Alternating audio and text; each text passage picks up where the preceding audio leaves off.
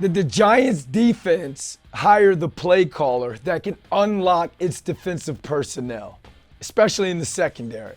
That's only the spring, and we're going into the summer. But the Giants defense has looked completely different than what they looked like at this point last season. And that may not be saying much to a lot because, come on, the pads aren't even on yet.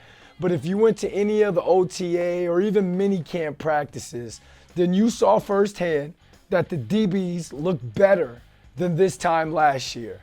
With new defensive coordinator Dennard Wilson calling the plays and the shots, there's an expectation within the building and a hope brewing within the franchise that the 2026 Giants defense has a chance to be a top at least 10 to 15 passing defense.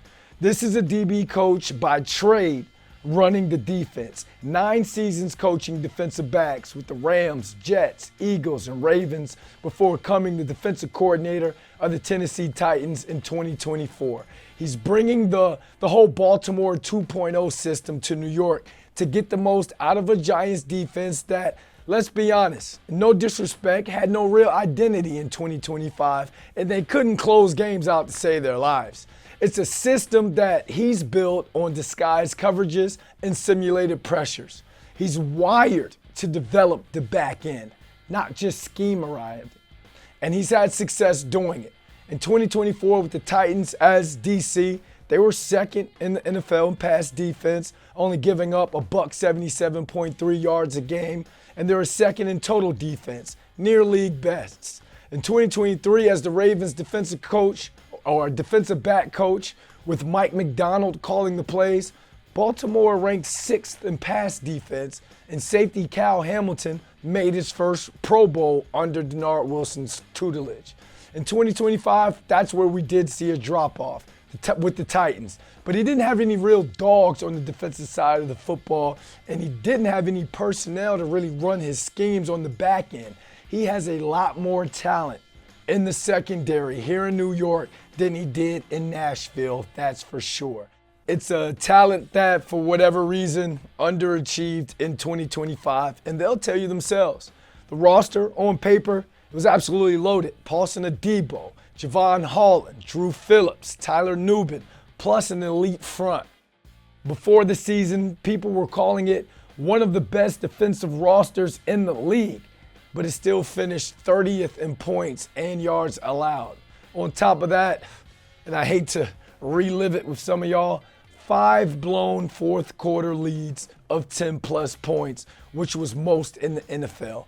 Everything went wrong in 2025 for the Giants defense, and management decided that it wasn't a personnel problem, and that's why they fired Shane Bowen after a 2-10 start. But that's the past. Fresh DC, fresh ideas, fresh schemes, and a new mentality heading into a season that has a lot riding on it for a lot of people. They addressed the corner position during both free agency and the draft. So even if Newsome doesn't end up as the starter, at least there's some veteran depth there.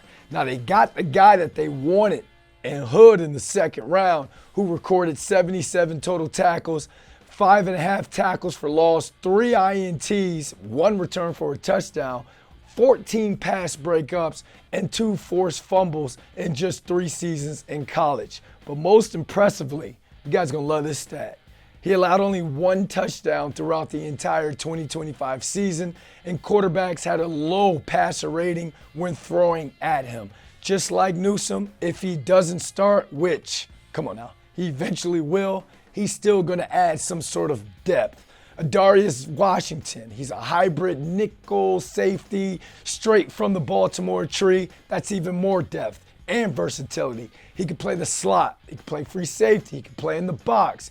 Yes, he is coming off a torn Achilles, so it's if healthy addition, but he already knows the language of the scheme. Safety Jason Pinnock makes his return back to New York. He started 37 games for the Giants before leaving for the Bay Area. More veteran depth and familiarity. But let's talk about who's really going to benefit most with Dennard Wilson calling the shots on defense. And that's safeties Javon Holland and Tyler Nubin. 2 versatile safeties who are going to have to be more of an engine of a Baltimore 2.0 McDonald's-style disguised defense.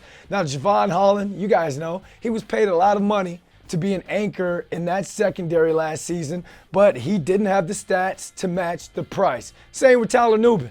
He took a step back in 2025 after a very promising rookie season.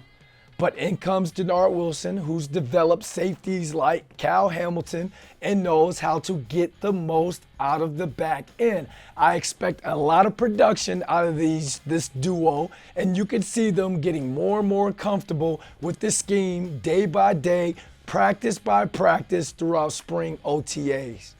Paulson Adebo is another guy who was paid a lot of money in last year's free agency to be the CB1. But he didn't have the production to match the price. But I think with the way that Wilson disguises coverage and then uses his pass rush to create chaos up front, Adebo could have a breakout year, and you could already see it in the spring. And the practices that I went to and saw, he had a pick, ran and moved very well in coverage, and finally looked comfortable in blue. And he looked healthy as well. But lastly, and I know a lot of the fan base probably not trying to hear this because a lot of y'all has already given up on former first-round pick, corner, Tay Banks. But the Giants didn't, and they're banking on Dennard Wilson into making Banks into a weapon this season, not a liability. He's another guy that's had a pretty solid spring creating turnovers. He ran step for step with some of the wide receivers. And everybody knows the athleticism is there. But hopefully Wilson can be the defensive coordinator to unlock the dog that had 53 tackles and 2 INTs his rookie season like Wink Martindale. Unpredictable, aggressive, violent, suffocating. Those aren't my words. Those are all words Dennard Wilson has used to describe his defensive mindset and philosophy and what he's going to bring to this team this year. You add the pass rush that on paper looks like a top pass rush in the NFL. This year's secondary with its personnel should be a strength on this defense and finally play up to the hype. So this offseason was never about going out and finding better players for the back end. The talent was already in the building. It was about finding a coach who'd finally put them in position to step up and make some plays, and most importantly, close games out. A former defensive backs coach running a disguised defense that inherited a secondary that was busting coverages with Pro Bowl caliber pieces on the field.